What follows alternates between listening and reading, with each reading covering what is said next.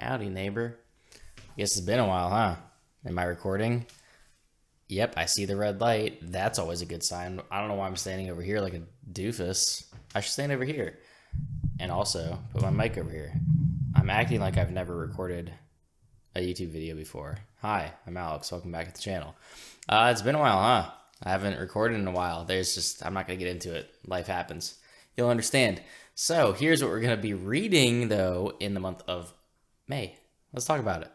And we are going to be starting off the month with a read-along buddy read that some folks in my Discord are actually doing that I am hopping onto.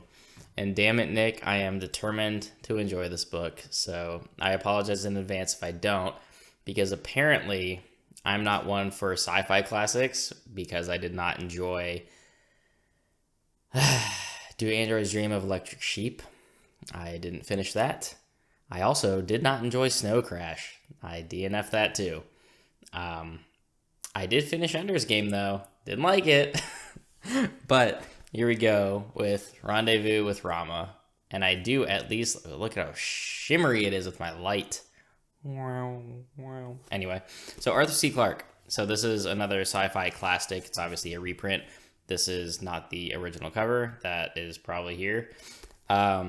I'm sure it's been reprinted several times with different art. But this is talking about by the year 2130, the whole solar system has been colonized. Humans are living everywhere from Mercury to the moons of Neptune. So we're all over the place. Despite all of that, still the only signs of intelligent life forms are on Earth until Rama appears, which is clearly a spacecraft flying around the sun, going incredibly fast speeds, and I'm going to try to communicate with it. So this is talking about after Commander William Sean Norton makes the tricky landing of his ship Endeavour on the edge of the colossal craft, he discovers an airlock. Awaiting him on the other side of the portal is a historic moment not experienced since Pizarro met Incas or Howard Carter peered into the tomb of Tutankhamun. No one's gonna watch this. The long hoped for, but also long feared encounter with a visitor from beyond the stars. So we got a first encounter novel here. I don't know exactly what this is going to entail. I do obviously know that this is a highly, highly renowned sci-fi book. It's obviously, not obviously, but I'm assuming it's gonna be slower in nature because people think I'm gonna hate it based on not liking some other ones. But we'll see. Hopefully I don't hate it because it's damn gorgeous. It's won all kinds of awards. Arthur C. Clarke is well known for his works. And I am actually looking forward to it. I don't know what the New York Times is saying by it's sci-fi at its most technically imaginative. The fuck does that mean? And next up, I am continuing my boy John Gwynn's novels with the book 2 of the Bloodsworn Saga, Hunger of the Gods. Now, I did actually get this in paperback too because I forgot that I ordered it on Amazon, so I'll probably give that one away. Yeah, that's upcoming. But I did order this from the Broken Binding, which, note to every other bookseller out there, take notes from them on how to send a book.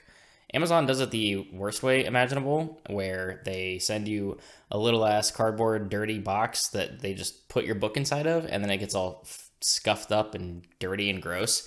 This came paper wrapped, like a tape like a present, and then it had bubble wrap, and then it was wrapped again, and then tied with like a nice little bow, and then in a box. It was great, fantastic, not a scuff mark on it. But obviously, as you can see, props to the artist for continuing these gorgeous covers of these terrifyingly large, magnificent, godlike beasts.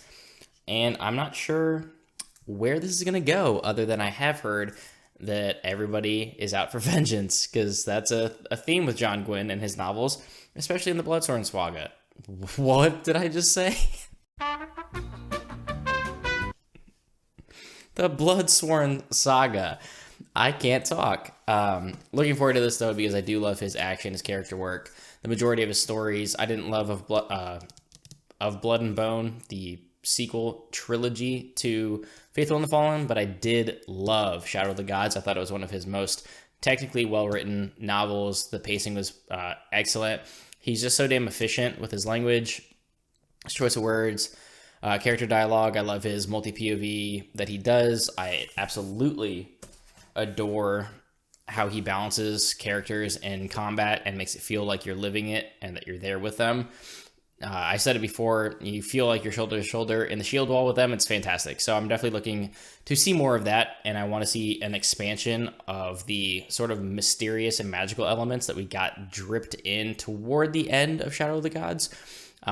Without spoiling anything, I won't go into details, but I want to see an expansion of that because I have a feeling this could get much larger than the sort of small slice of the story that we got in Shadow of the Gods. So I'm definitely anticipating this one, one of my most anticipated of the year. I am then stepping back into some more sci-fi as I continue The Expanse. So I love me some good space opera. I love The Expanse so far, and this is book 4, Cibola Burn. Hopefully it's Cibola.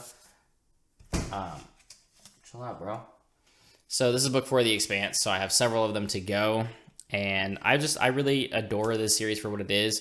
It's more of my style of sci-fi. I like the character-driven, plot-driven stories with a lot of sci-fi elements, as opposed to purely themes and speculation and just, I don't know, interpretation of what's there. More so like I need some kind of characters and story to follow for the most part. And these books have some great characters. I'm hoping to see a few back that I haven't seen in a book or two, but the crew is always there, which is always good. Holden and his crew, Alex, Amos, Naomi, everybody there. I'm sure continuing what The Expanse seems to do is there's the crew, and then you get 1 to 3 other POVs, new characters to get their viewpoint on.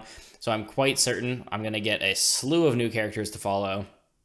Abaddon's Gate did not... Was that book 3? Abaddon's Gate? Caliban? Yeah. Abaddon's Gate did not have that many characters that I love to follow, but the crew is always good for a laugh. Their dialogue's witty and smart, and I love their interactions. And again, just as this expands beyond just the proto-molecule and brings in more planets, more people, more sci-fi stuff, I'm hoping to get some more mystery and expansion of the universe here, and I'm looking forward to jumping back into The Expanse. It's been too long. I think it's been a couple of months since I've continued because I keep getting into series and then either through a Patreon pick or some other reason I end up reading something else. And then like now I started the Lies of Locke Lamora, and there's some other series like I didn't drop The Dark Tower. I'm going to continue it, but like I read Gunslinger and Drawing of the Three back to back, and then I haven't continued to The Wastelands yet, which I'll probably do next month. Whatever. It's a mess. Moving on. Speaking of my patrons, they decided to hurt me this month. Well, I guess it's my own fault. Since I'm doing a random wheel now, and I'm just having people throw books out there, and then let the wheel decide my fate.